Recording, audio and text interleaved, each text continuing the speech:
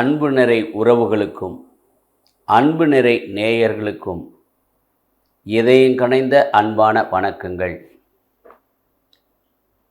இன்றைய தலைப்பில் களவாடப்பட்ட உறவு. உறவுகள் புனிதமானது. உறவுகள் மேம்படுத்தப்படணும். உறவுகள் சீர் செய்யப்பட வேண்டும். இந்த உறவுகள் தனி மனிதனும் சமூகத்தில் சிறந்து ஓங்க வேண்டும். ஆகவே உறவுகள் புனிதமானது. அவை களவாடப்படக்கூடாது. இன்றைய சூழலில் பல இடங்களில் பல குடும்பங்களில் இந்த உறவுகள், தொடக்கத்தில் இருந்த உறவுகள் ஆரோக்கியமான சந்தோஷமான நிலைப்பாடார்ந்த இந்த உறவுகள் காலப்போக்கில் வருடம் அதிகமாக அந்த சுயநலம் என்ற ஒரு நிலையில் அந்த உறவுகளிலே பொதுநலம் இல்லாத ஒரு சூழ்நிலையை ஏற்படுத்தி இந்த உறவுகள் களவாடப்படுகின்றன. அத்தகைய களவாடப்பட்ட உறவால் இந்த மனித சமுதாயம் வளப்படுத்த ஒரு சூழ்நிலையில் வளப்படுத்தப்பட வேண்டும். பொருளோ பொன்னோ இந்த உலகத்தில் நாம் சேர்த்து வைக்கின்ற போது அது நமக்கு ஈடு இணையாக மறு உலகத்தில் வருவதில்லை. அன்பும் பேராதரவும் நம்முடைய தர்ம தானங்களும் நம்மளுடைய உறவுகளால் மேம்படுத்தப்பட வேண்டும். ஆகவே இதை வலியுறுத்தி தான் இந்த உறவு களவாடப்படுகின்ற பொழுது என்ன நிகழ்வு, சில குடும்பங்களை நான் ஆய்வு செய்திருக்கின்றேன். அவர்களுக்காக பரிந்து பேசியிருக்கின்றேன். ஆக இந்த சூழலில் அது போன்ற ஒரு உண்மை நிகழ்வாக வேங்கூர் என்ற ஒரு பகுதியில் அந்த கிராமம் சார்ந்த வேதம் சார்ந்த அந்த பகுதி மலை அடிவாரத்தில் இயற்கை சூழலில் அமைந்திருக்கின்றது. அதிலே சின்னசாமி என்ற ஒரு தந்தையும் மலர் என்கின்ற அவருடைய துணைவியாரும் வாழத் தொடங்குகின்றார்கள். அப்பொழுது அந்த சின்னசாமியினுடைய உறவினர்கள் அந்த உறவுக்கு மேம்படுத்தாமல் இணைந்து செல்லாமல் அந்த சுயநல போக்கிலே அந்த உறவுகள் பிளக்கப்படுகின்றன. சுமார் 15 ஆண்டுகள் இந்த உறவுகள் சரி செய்யப்படாமல் இருந்த நிலையில் இந்த சின்னசாமி ஒரு குடும்பம் தனிமைப்படுத்தப்படுகிறது. அப்பொழுது அந்த கிராமத்தில் இருக்கின்ற ஒரு வீட்டில் வாடகையில் போய் இருக்கிற சூழ்நிலையில் வாடகை கொடுக்க முடியாத சூழலிலும் அந்த குடும்பத்தை சார்ந்த அந்த முதலாளி, என்ன இன்னும் குடும்பம் வாடகை கொடுக்கவில்லை, உன்னை செருப்பால் அடித்து விடுகிறேனே என்ற ஒரு வார்த்தை அந்த சின்னசாமிக்கும் மலருக்கும் மனதிலே பதிகிறது. ஆகவே இந்த உறவை நாம் மேம்படுத்தி இந்த வார்த்தைக்கு பதில் சொல்ல வேண்டும் என்று தன்னுடைய பிள்ளைகள் 4 பேருக்கும் கல்வியை தான் மூலதனமாக வேண்டும், கல்வி மட்டும்தான் கரை சேர்க்கும் என்ற முறையிலே தன்னுடைய கடின உழைப்பாலும் தன்னுடைய சுய சிந்தனையாலும் இந்த உறவுகள் உதவாத நேரத்திலும் தன் குடும்பத்தை உருவாக்குகின்றார்கள். ஆகவே இருவரும் ஒரு ஆசிரியர் பணியிலே தொடங்குகின்றார்கள். நடந்தே செல்கின்றார்கள் தன் பணிகளுக்கு. இப்படி அந்த கல்வி பணியிலே தன்னை முழுமையாக அர்ப்பணித்து கொண்ட அந்த குடும்பம், அவர்களுக்கு மூத்த மகனாக ஆனந்தன் என்பவர் பிறக்கின்றார் அந்த குடும்பத்திலே. அதற்கு பிற்பாடு ராஜன், ராவணன், ராணி என்ற சகோதரர்கள் அவர்களுக்கு பிறக்கின்றார்கள். சிறந்த அந்த குடும்பம் கல்வியிலே மேம்பட்டு வருகின்றது. அந்த தந்தையான சின்னசாமி அவர்கள் இதை முன்னெடுத்து செல்லுகின்றார்கள். இப்படி இந்த குடும்பம் இருக்கின்ற அந்த சூழ்நிலையை நான் பார்த்தபோது, அந்த மூத்தவர் ஆனந்தன் காலத்தில் அந்த குடும்பம் வறுமையாக இருப்பதாலும் பொருளாதார சூழ்நிலையில் முன்னேற முடியாது இருப்பதனாலும் அவர் தொடக்கப்பள்ளியை அந்த கிராமத்திலே பயில்கின்றார். அருகில் உள்ள பள்ளிக்கு ஒரு பழைய சைக்கிளில் சென்று படித்து முன்னேறுகிறார். அந்த வைராக்கியத்தை, தன் தாயை திட்டிய அந்த வைராக்கியத்தை உணர்ந்து கொண்டு தன்னுடைய தன்னால் முடியும் என்னால் மட்டும் முடியும் என்ற ஒரு விருது வாக்கினால் அவர் அந்த தொலைதூர கல்வியெல்லாம் படித்து ஒரு ஆசிரியர் பணியிலே சேர்ந்து அது படிப்படியாக உயர்ந்து அந்த பணியிலே உயர்ந்துகிறார். தன்னுடைய பணிவை அந்த காலத்தில் பல ஆண்டுகளாக அந்த பணியை மேம்படுத்துகின்ற பொழுது தன்னுடைய அந்த மூத்த ஆனந்தனுடைய சகோதரர்களாகிய ராஜா, ரமணன், ராணி அவர்களுக்கு உடன் பயனாளிகளாக அவர்கள் பிற இடங்களிலே ஹாஸ்டலில் தங்கி உயர்கல்விகளை பெறுவதற்கான படிப்புகளை வெளியிலே படித்து கொண்டிருக்கிறார்கள். அப்போ ஆனந்தன் மட்டும் அந்த குடும்ப சூழலில் பெற்றோருடன் தங்கி பயின்று வருகிறார், வேலையும் செய்து வருகிறார். இப்படிப்பட்ட சூழ்நிலையில் இந்த சகோதரர்கள், அவருடைய அந்த சகோதரர்கள் மேற்படிப்பெல்லாம் படிக்கின்ற காலத்தில் இவர் அந்த தந்தையோடு தாயோடு வீடு கட்டி நிலத்தங்களை சீர் செய்து அவர்களோடு பயணித்து அவர்களுக்கு ஆதரவாக இருந்த காலங்கள் பல ஆண்டுகள். இப்படிப்பட்ட ஒரு நிலையில் அந்த சகோதரர் தன் உணர்வாலும் தன்னுடைய நம்பிக்கையாலும் மேற்கொண்டு வருகிறார். ஒரு காலத்தில் நாங்கள் பார்த்த பொழுது தன்னுடைய சட்டை அல்லது தாவரங்கள் இல்லாத சூழலிலும் தன் கைலியை எடுத்து தட்டை தைத்து அதை பயன்படுத்தி கொண்டிருக்கிறார் அந்த ஆனந்தன். என்ன ஆச்சரியம்! என்னாலும் விடாமுயற்சி என்பது அவருக்கு அது உழைத்த பலன். ஒரு இறை பக்தியோடு அந்த நேர காலத்தில் வாழ்ந்து வருகின்ற ஒரு சூழல். இந்த நேரத்தில்தான் நம்முடைய தந்தை அந்த சின்னசாமி என்பவர் இறக்கின்ற ஒரு வயதான சூழ்நிலையில் இறக்கின்றார். அப்போது தன்னுடைய தாய் அவர்களும் இருக்கின்றார்கள். அப்போதுதான் இந்த சகோதரன் ஆனந்தன் என்பவனுக்கு பொது நலமாக இருக்கிற ஒரு சூழ்நிலையில் வஞ்சிக்கப்படுவதே தெரியவில்லை. ஆகவே அந்த சகோதரர்கள் அவர் கட்டிய அந்த பயன்படுத்திய வீடு, அந்த நிலங்கள், தந்தை பேர் இருக்கின்ற நிலங்கள், தாய் பேர் இருக்கின்ற நிலங்கள், இவற்றையெல்லாம் அவர்கள் பெயருக்கு மாற்றம் செய்து பத்திரப்பதிவு செய்து கொள்கிறார்கள். இது ஒன்றும் தெரியாத இந்த ஆனந்தன் படிப்படியாக இவைகளெல்லாம் மாற்றம் இருக்கிறது, இவை ஏன் நம் கூடி பேசி முடிந்துக்கொள்ளலாம் பல நிலைகளில் முயற்சித்து அந்த நிலையை அவர் செய்திருக்கின்றார். இருந்தாலும் அது பலன் இல்லை. ஆக இப்படிப்பட்ட தொலைந்த நிலையில் உறவுகள் இங்கே மதிக்கப்படாமல் இருப்பதை பார். ஆனால் ஒரு விதத்தில் இந்த உறவுகள் மேம்படுத்தப்பட வேண்டிய சூழ்நிலையில் அந்த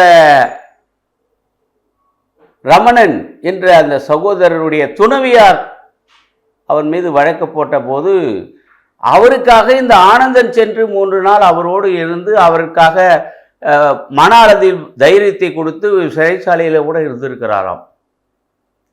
இப்படி தன்னுடைய சகோதரர்களுக்கு சிறு வயதிலிருந்து அவர்களை தூக்கி அரவணைத்து வளர்த்த அவர் தன்னுடைய சகோதரர்கள் என்ன செய்வதற்கின்றார்கள் என்பதே அவருக்கு புரியாமல் இருந்திருக்கின்ற ஒரு சூழ்நிலை. இந்த சூழ்நிலையில்தான் அந்த சகோதரர்கள் தன்னுடைய மூத்த அந்த ஆனந்தனுக்கு தெரியாமல் எல்லாவற்றையும் பட்டாமாற்றி செய்து கொண்டு இருக்கிறார்கள். இப்படிப்பட்ட சூழ்நிலையிலும் அந்த தாயை சந்திக்க விடாத ஒரு சூழ்நிலை ஏற்படுத்துகிறார்கள். அப்போதான் தெரியுது தனக்கு ஒன்றுமே இல்லை, நீ புறம்போக்கு என்று அவர்கள் திட்டுகிறார்கள் என்று தெரிவித்தார். அப்போதுதான் அவருக்கு தெரியுது இவர் எல்லாம் மாற்றம் செய்யப்பட்டிருக்கிறது. தந்தை அவர்கள் அந்த சின்னசாமி என்பவர்கள் ஒரு கம்பெனி வைத்திருந்தார். அந்த கம்பெனியையும் அந்த ஆனந்தனுக்கு தெரியாமல் மாற்றி இருக்கின்றார்கள். இப்படியெல்லாம் பயணித்துகின்ற பொழுது ஏன் உறவுகள் இங்கே மறுக்கப்படுகின்றன? சுயநலம், அந்த பணம் என்ற பேராசை ஏன் என்ற வினா எழும்புகிறது. ஆகவே இந்த ஆனந்தன் மற்ற ஆசிரியராக இருக்கும்போதும் மற்ற மாணவர்களுக்கும் மற்ற சமூகத்திற்கும் பல வழிகாட்டியாக பெருமை சேர்த்து அவர்களை வழிகாட்டியிருக்கிறார், ஆலோசனை தருகிறார். அது என்னவோ அவனுடைய இறைவன் சித்தம், அவரை பலப்படுத்தியிருக்கிறார் இறைவன். அவர் பிள்ளைகள் உயர்நிலைக்கு படித்தும் இவர் ஒரு உயர்நிலைக்கு சென்றும் வருகின்ற சூழ்நிலையை மற்றவர்களுக்காக பகிர்ந்து வாழ்கின்ற போது நம் உறவுகள் ஏன் நம்மை மறுக்கின்றன என்று அவர் வியந்து பலரிடம் அந்த அந்த வேங்கூர் கிராமத்தில் இருக்கின்ற பெரியவரிடம் கூறியிருக்கின்றார்.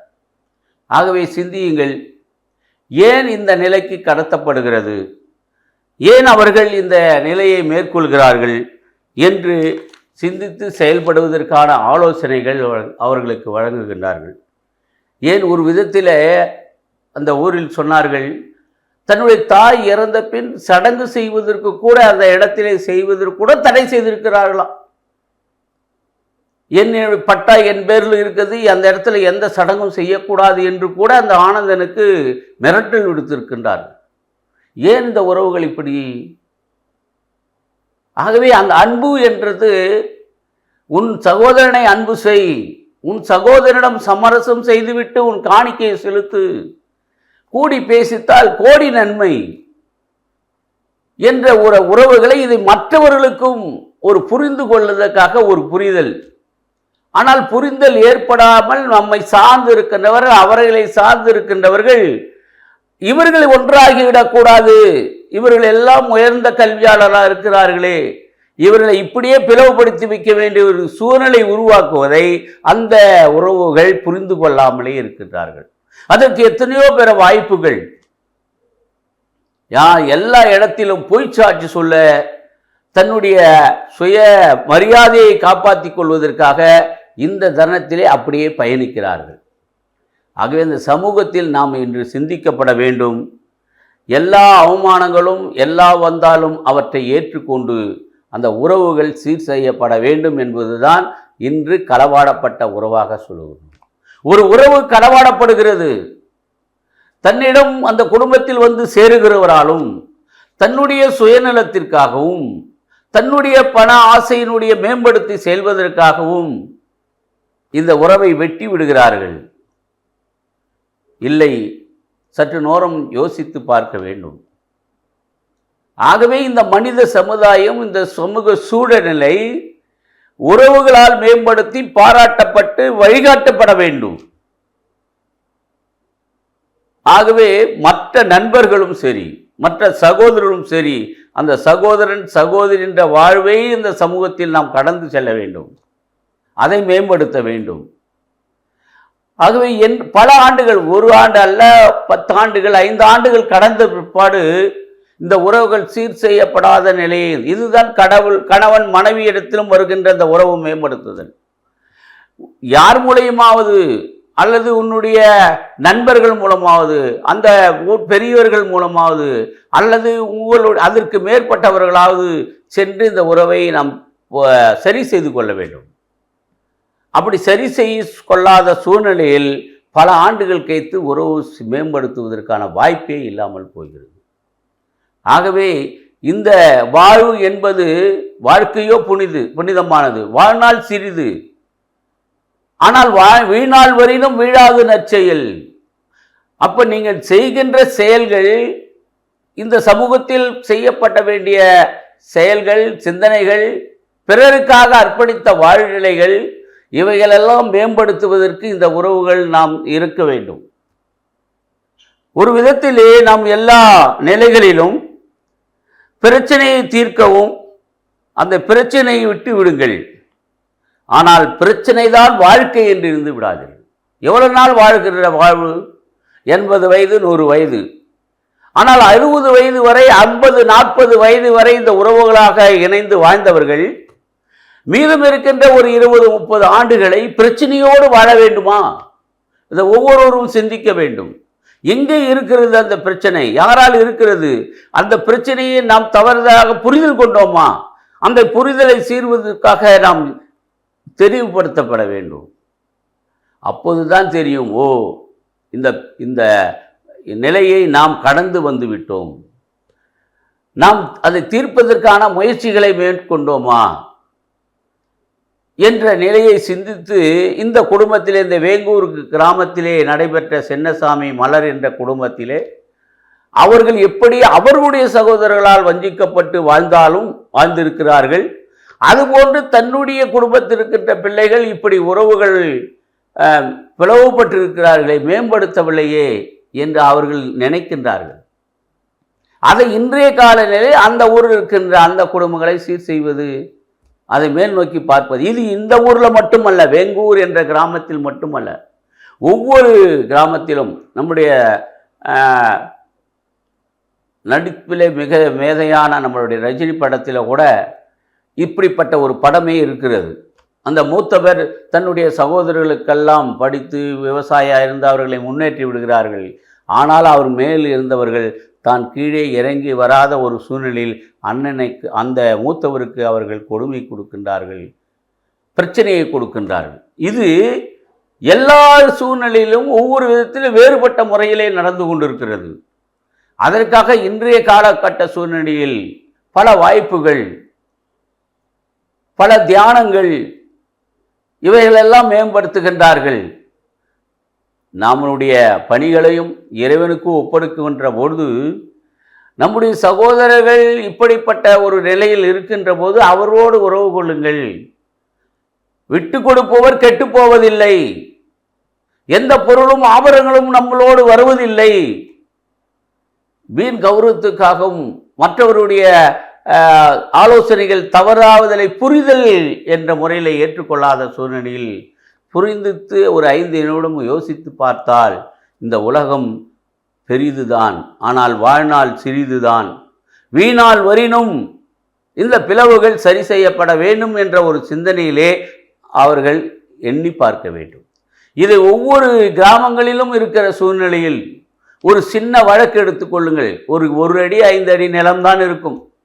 இதற்காக அந்த குடும்பத்தில் இருக்கின்ற பயணங்கள் நீதிமன்றத்துக்கு போய் 40 ஆண்டுகள் நடக்கும். என்ன? அப்ப அந்த குடும்பங்கள் இருக்கின்ற மூத்தவர்கள் இந்த போல நிலையில் பாதிக்கப்பட்டும் இருக்கின்றார்கள். ஆகவே ஒரு குடும்பத்தில் ஒரு 10 ஏக்கர் ஒரு 50 ஏக்கர் இருக்கு என்றால், அந்த உடன்பிறப்புகள் 3 பேர் இருக்கின்றார்கள் என்றால், அல்லது 2 இருக்கின்றார் என்றால், அவர்களே அந்த பெற்றோர்களுடைய முன்னிலையிலே அவர் சமன் செய்து கொள்ள வேண்டும். அதை காலம் தாழ்த்துவதால் ஏற்படுகின்ற விளைவுகள், சுயநலம் அங்கே வந்து நிற்கின்றது. ஆகவே இத்தனை ஒரு இயற்கை சூழலில் தொடக்கத்திலே காலத்திலே நம்ம பயணித்தவராக இருக்கும், நமக்கு உதவி செய்தா இருக்கலாம், அப்போது வருமானமும் அல்லது ஈட்டுத்தொகையும் குறைந்த காலத்திலும் கூட, இன்று அந்த நிலையிலே இதை நாம் நினைத்து பார்த்து அந்த சமன் செய்யப்படாத அந்த பெரியவருக்கு, மூத்தவருக்கு ஒரு வீடு பகுதியும் ஒரு நிலப்பகுதியும் எந்த உறவுகளினுடைய அடுப்பில் உறவுகளும் இல்லாமல் எதையும் அவர்களுக்கு புறக்கணித்து எல்லாம் எங்களுக்குரியது என்ற ஒரு ஆலோசனை செய்து கொண்டிருக்க போறானால் அவர்கள் சிந்திப்பதற்காகத்தான் இந்த பதிவு. ஆகவே இந்த பதிவில் நாம் முன்னெடுக்கின்ற விஷயம், உறவுகள் என்றும் மேம்படுத்தப்பட வேண்டும். அந்த உறவுகள் பிறர் சூழ்நிலையால் களவாடப்படக்கூடாது. புரிதல் இல்லாமல் தொடர்ந்து இதே நிலையில் பயணிக்கக்கூடாது.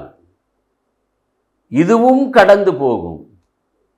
அங்கே ஒவ்வொரு செயலும் அப்படியே இருப்பதில்லை, நிலைத்து இருப்பதில்லை.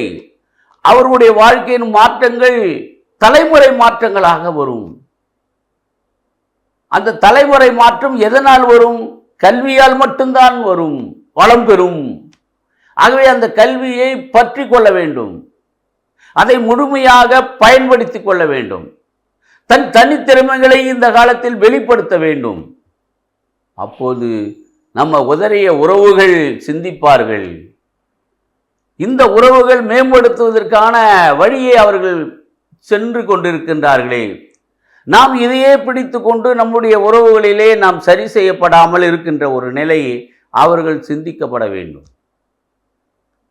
பல இடங்களில் நான் பல பயணங்களுக்காகவும் சில நிகழ்வுகளுக்காக செல்லுகின்ற போது ஒவ்வொரு குடும்பத்திலும் இந்த நிலைகளை நான் கண்டு அறிந்த போது, ஒரு குடும்பத்திலே 2 பெண்கள் 2 ஆண்கள். அப்போ மூத்தவர் அந்த தாய் வாங்குகின்ற பென்ஷனை வாங்குவதற்கு இவர்கள் போராடுகிறார்கள். தன்னுடைய அந்த தாயை ஒரு முதியோர் இல்லத்தில் விட்டு விடுகிறார்கள், என்னால் பயன்படுத்த முடியவில்லை என்று. ஒரு பெரியவர் சொல்லுகின்றார், இத்தனை காலங்கள் நான் உயர்ந்து வளர்ந்து பணம் சேர்த்து வைத்திருக்கிறேன், இந்த மருத்துவமனை செல்லுக்காக ஆஸ்பத்திரிக்கு இட்டுன்னு போகிறாங்க.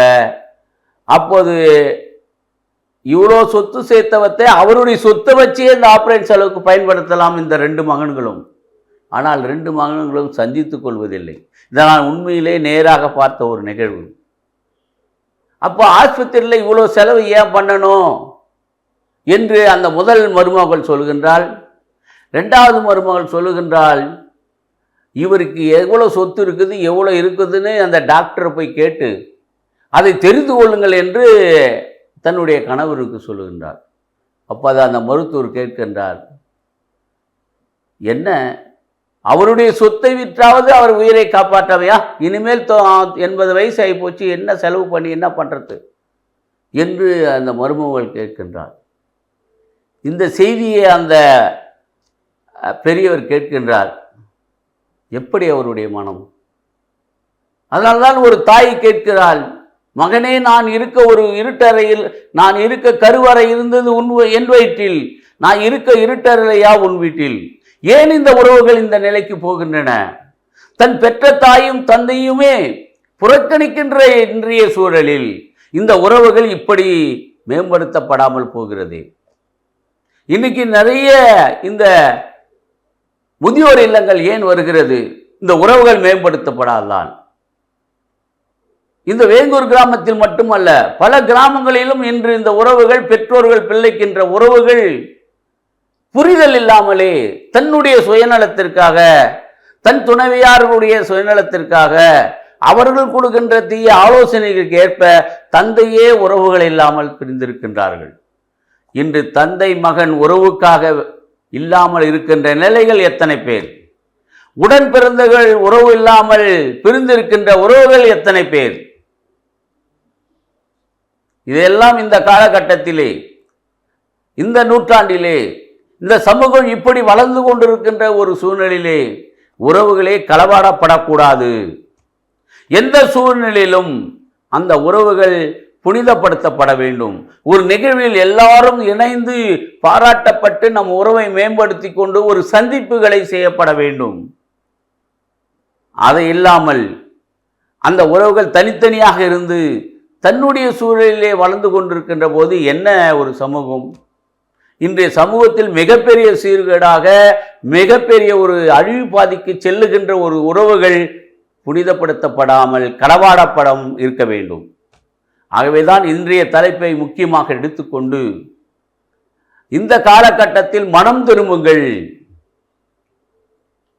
உங்கள் மனம் திரும்புங்கள். உங்கள் காணிக்கைகளை மற்றவர்களுக்கு எடுத்து செல்லுகின்ற பொழுது, மற்றவர்களுக்கு உதவுகின்ற போது, உங்கள் குடும்பத்திலே இருக்கின்ற உறவுகளுக்கு உதவாமல் அல்லது அன்பான ஒரு உபசரிப்போ அன்பான பரிமாற்றம் இல்லாமல் வெளி மற்றவர்களுக்கு அந்த அன்பையும் உறவையும் காட்டுவதில் என்ன விதம்? ஆகவே விட்டு கொடுங்கள், விட்டு கொடுக்க தயாராகுங்கள். ஆகவே எந்த நேரத்திலும் எல்லோரும் ஒருவர் விட்டு கொடுத்து, ஏன் கூடி பேசலாம், பேசி தீர்க்காத விஷயம் அல்ல, ஏதோ புரிதல் இல்லாமல் செய்து விட்டீர்கள், இதோ கடந்து வருகிறோம், இதை பேசி தீருங்கள் என்று ஒவ்வொருவரும் முன்வர வேண்டும். இப்படி இந்த உறவுகளை மேம்படுத்த இந்த காலகட்டத்தில் அன்பு நேயர்களே, அன்பு உறவுகளே, இது ஒரு அன்பான ஒரு கருத்தாக நீங்கள் இதை எடுத்து சிந்தியுங்கள். நல்லது ஒரு சிந்தனை, ஒரு நல்லது ஒரு செயலை உருவாக்கும். ஏன் மற்றவர்கள் நமக்கு ஆலோசனைகளை சொல்வது? நம்ம ஆலோசனைகள் நாமளே தீர்த்து கொள்ளுங்கள். ஆகவே இந்த கிராமத்திலும் அல்ல, இப்போது நான் 2-3 கிராமங்களில் பார்த்து சந்தித்து கொண்ட போது அந்த பெற்றோர்கள் சொல்லுகின்ற வேதனைகள், அந்த பெற்றோர் ஒருவர் சொல்லுகின்றார், மகனே, நீ வெளிநாட்டில் இருந்தாலும் உன்னுடைய குரலை கேட்க ஆழமாக இருக்கிறேன்.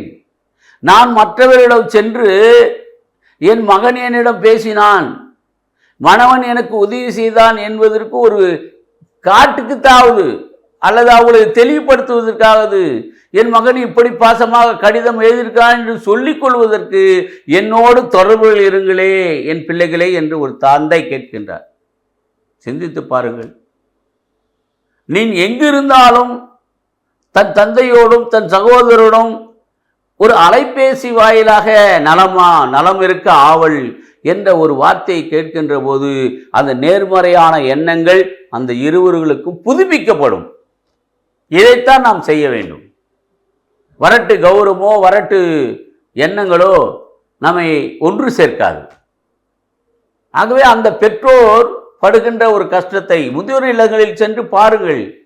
நம்முடைய நற்காரியங்களை நாம் உயர்த்தி கொள்வதற்கு அந்த ஆதரவற்றவர்கள் இருப்பவர்களிடமும் அந்த முதியோர்கள் இருப்பவரிடம் சென்று அவர்களுக்கு ஆறுதல் சொல்லுகின்ற பொழுது உங்களுக்கு ஒரு புரிதல் ஏற்படும். அவர்கள் சொல்லுகின்ற அந்த உறவுகள் மேம்படுத்தப்படாமல் ஏதோ ஒரு காரணத்தினால் அந்த உறவுகள் களவாடப்பட்டிருக்கின்றன என்பதை உணர்ந்துதான் இன்று முதியோர் இல்லத்திலே இருக்கின்றார்கள். அந்த குடும்பத்திலே அந்த உறவுகள் களவாடப்படுகின்றன. சரியான புரிதல் இல்லாமல், பொதுநலம் இல்லாமல் அந்த களவாடப்பட்ட உறவால் இன்றைக்கு பாதிக்கப்பட்டுதான் இன்றைக்கு இந்த முதியோர் இல்லங்கள் அதிகமாகின்றன. தெருக்களிலும் அல்லது பேருந்து நிலையங்களிலும் இந்த உறவுகள் நடுத்தருவிலே வந்து நிற்கின்ற ஒரு சூழ்நிலை என்ன பாருங்கள்.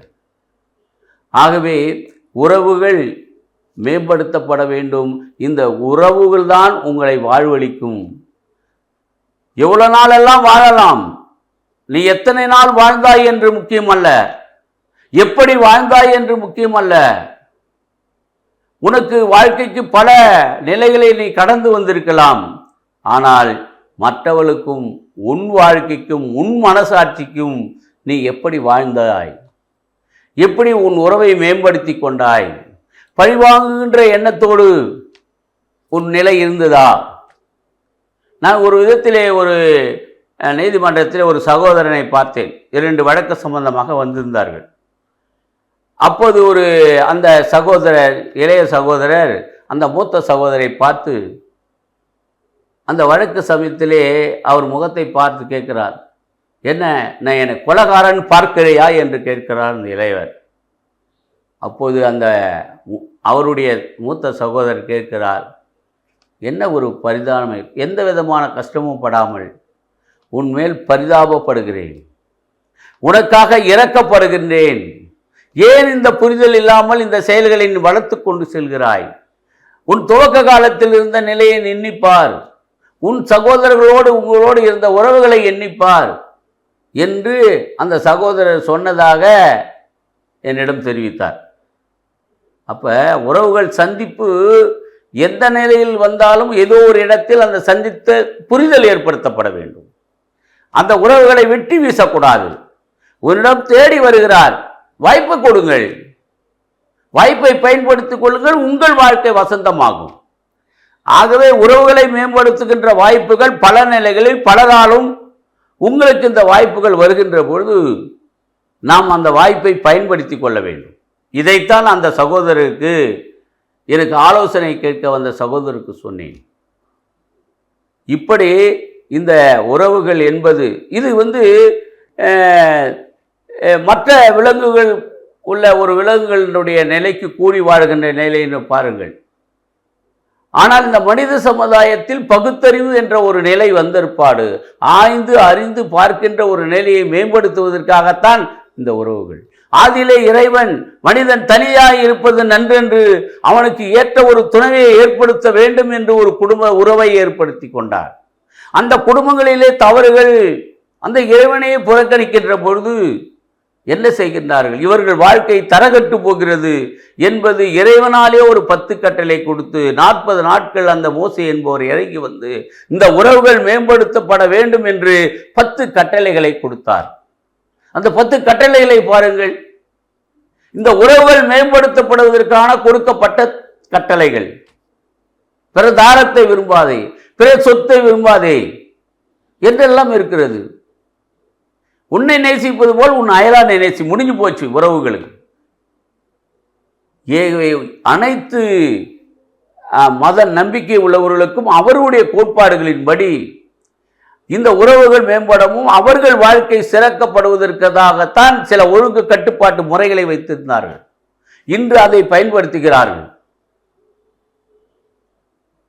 ஆகவே என்னை மன்னியும் என்று சொல்லி வேண்டுவதை விட நான் பிறரை மன்னித்தேன், எனக்கு வாழ்வு கொடுங்கள் என்ற ஜபம் ஒரு புனிதமான ஜபமாக கருதப்படுகிறது. ஆகவே இந்த உறவுகள் மேம்படுத்தப்பட இறைவனால் கொடுக்கப்பட்ட சட்டத்திட்டங்களும், இந்த உறவுகள் மேம்படுத்துவதற்கான சட்ட சிக்கல்களை நம்முடைய நீதிமன்றங்களும் குடும்ப நீதிமன்றங்களும் அனைத்தும் ஏற்படப்பட்டிருக்கின்றன. அதை காலம் தாழ்த்தப்படாமல் இத்தகைய நிலையில் குடும்பங்களை இந்த குடும்ப நீதிமன்றத்தின் மூலமாக உறவுகளை களவாடப்படாமல் இன்னொரு குடும்பங்களை எடுத்துக்கொள்ள ஒரு உறவு ஏற்படுகிறது ஒரு குடும்பத்தில்.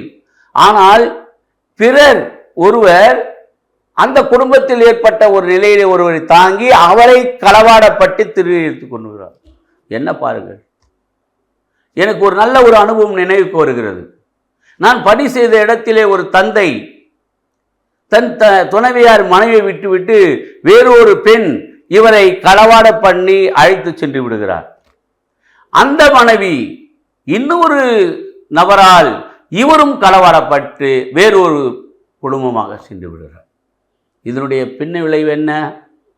அவர்கள் பெற்ற அந்த குழந்தை அந்த பாட்டியினுடைய நிலையிலே தவித்து விட்டு சென்று விட்டார்கள். 2 பேரும் வெவ்வேறுவரால் களவாடப்பட்டு தனி குடித்தனமாக சென்று விட்டார்கள். ஆனால் இந்த குழந்தை 4ஆம் வகுப்பு படிக்கின்ற குழந்தையை அந்த பாட்டி ஆடு மேய்த்து உருவாக்கி வளர்க்கின்ற பொழுது அவனை நான் கண்டுபிடித்தேன். அவன் எடுக்கும் ஆற்றலை கண்டுபிடித்தேன். கோபி என்ற மாணவன், ஆத்திப்பட்டு என்ற ஒரு கிராமத்தை சேர்ந்த மாணவன், தன்னுடைய விடாமுயற்சியால் தன்னுடைய உடல் இந்த விளையாட்டுப் போட்டியிலே சேர்ந்து அந்த விடுதலை படித்து அவன் மேன்மை பற்றி இன்று அரசு துறையிலே ஒரு உயர் காவலராக போலீஸாக பயன்படுகின்றான். ஆனால் இந்த உறவு அவனுடைய தந்தை களவாடப்பட்ட உறவையும் அவன் தாய் களவாடப்பட்ட உறவையும் அவன் நினைத்து சோர்ந்து போக விடவில்லை. அந்த உறவுக்கு பக்கபலமாக இருந்த, அவனை மேம்படுத்த இருந்த, அவனை வழிகாட்டிய அந்த மதுரை ரெஜினா என்ற ஆசிரியரும், அதை உருவாக்கி தந்திய மேம்படுத்திய விளையாட்டு அலுவலர் வேல்முருகனும், அவனை படிப்படியாக வளர்த்தெடுத்த நானும் இருந்த பொழுது அவன் அந்த உறவுக்காக ஒரு பத்திரிகை அடித்தான். இதுவரை இந்த தமிழ்நாட்டில் இப்படிப்பட்ட ஒரு பத்திரிகை இருக்குமா என்று பார்த்திருக்க முடியாது. அதில் என்ன? அவன் தந்தை பேரும் இல்லை, அவன் தாய் பேரும் இல்லை. அவனை உருவாக்கிய அந்த வேல்முருகன் டிஎஸ்ஓ மாவட்ட விளையாட்டு அலுவலர், அவனை உடன் பயணித்து மேம்படுத்திய அந்த ரஜினி ஆசிரியர், அவனை வழிகாட்டியாக இருந்து பக்கபால இருந்த என் பெயரை போட்டு ஒரு பத்திரிகையை அடித்து திருமணத்தை நிறைவேற்றினான். என்ன பெரிய ஆனந்தம்! எங்கே பொழுது இவன் தாய் தந்தையினுடைய உறவு? இதன் களவாடப்பட்டதால் அவன் தோர்ந்து விட்டானா? பாருங்கள். ஆகவே ஒரு குடும்பம் ஏற்பட்ட பிற்பாடு தயவு செய்து இன்றைய சூழ்நிலை தினம் செய்தித்தாளில் பார்க்கின்றோம், இந்த உறவுகள் களவாடப்பட்டு கொலை செய்யப்படுகின்றார்கள். இந்த உறவுகள் களவாடப்பட்டு அந்த குடும்பங்கள் சீர் செய்யப்படுகிறது. ஏன் களவாடப்படுகிறதற்காக நாம் தயாராக இருக்க வேண்டும்? அப்படி களவாடப்படுகின்ற உறவை நாம் சிந்திக்க வேண்டாமா? ஏதோ சிந்தித்தோம், செயல்படுத்தோம், ஒன்று சேர்ந்தோம். ஒன்று சேர்ந்த பிற்பாடு அந்த குடும்பங்களில் களவாடப்படுவதற்கு நாம் தடை செய்யப்பட வேண்டும். அதற்குத்தான் மனித செயல்கள், இறை செயல்கள் நமக்கு பக்கபலமாக இருக்கிறது. அதுக்குத்தான் இந்த உறவுகள் பக்கபலமாக இருக்கிறது. ஆகவே இந்த உறவுகள் சீர்படுத்தி அந்த வயதில் ஏற்படுகின்ற ஒரு நிலையை, அந்த வயதில் ஏற்படுகின்ற 13 to 19 அந்த டீன் என்ற பருவத்தில் உறவுகள் களவாடப்படுவதற்காக தயாராகிறது. இத்தனையோ ஆண்டுகள் அந்த பிள்ளையை படித்து வைத்து வளர்த்து வைத்து அதை மேம்படுத்துகின்ற பெற்றோர்கள் இருக்க, நேற்று கண்ணால் உன் கண் என் கண்ணில் பட்டது மீன்வலையா கொசுவலையா என்ற ஒரு நேயை உருவாக்கி இந்த உறவு களவாடப்பட்டு போய்விடுகிறது. எத்தனையோ குடும்பங்களில் உள்ள முக்கியஸ்தர்கள் இப்படிப்பட்ட தன்னுடைய மகன் மகள் உறவுகளால் களவாடப்படுகின்ற பொழுது அவர்களை நிந்திக்கின்றார்கள். அப்படி சென்றவர்கள் கூட என்ன இருக்கிறது? இல்லையே. நான் ஒரு நல்ல இன்னொரு அனுபவம், ஒரு படித்த நிலையில் இருக்கின்ற ஒரு இளைஞன் ஒரு சாதாரண இருக்கின்ற ஒரு வேலைக்கு செல்லி பழகின்ற நேரத்தில் ஏற்பட்ட ஒரு பெண்மணியால் களவாடப்படுகிறான். அந்த உறவாடப்பட்டு களவாப்பட்டு செல்கிறார். அதை தடுத்து நிறுத்தி முயற்சிகள் செய்கிறவர்கள் அந்த உறவினர்கள் செய்கிறார்கள். ஆனால் இன்னும் ஒரு நாள் 2 நாள் என்னை பயன்படுத்தி என்னையே என்னுடைய மனதை நீ நெறிப்படுத்தியிருந்தால் இந்த உறவுக்கு களவாடப்பட்டிருப்பேனே, அதுக்கு நான் போயிருக்க மாட்டேனே என்று வேண்டினான். அப்போ உறவை களவாடப்படுவதற்கு ஒரு பெண்மணி தன்னை அழகுபடுத்தி கொண்டு தினம் தினமும் புதுப்பித்து கொண்டு வாசனை உள்ளதாக இருக்குதாம். அந்த நபரை கேட்டேன், என்ன ஆச்சரியம். ஆக உறவு களவாடப்படுவதற்கு பல மேக்கப்புகள் அல்லது பல சூழ்நிலைகள்லாம் காரணமாக இருக்கும். ஆகவே இதையெல்லாம் செயல்படுத்தி சிந்தித்து இந்த உறவுகள் களவாடப்படாமல் உறவுகள் இணைந்து நல்லதொரு குடும்பம் பல்கலைக்கழகமாக மாறுவதற்கு உறவுகள் மேம்படுத்தப்பட வேண்டும். அது களவாடப்படக்கூடாது. அந்த களவாடுதலை திருத்திக் கொள்ள வேண்டும். அந்த புரிதலை ஏற்படுத்தி கொள்ள வேண்டும். பிறர் ஒருவர் நம் குடும்பங்களில் சார்ந்து நம்மை பிரிப்பார்கள். இவற்றையெல்லாம் யோசனை பண்ணி சிந்தித்து செயல்படுங்கள். நன்றி, வணக்கம்.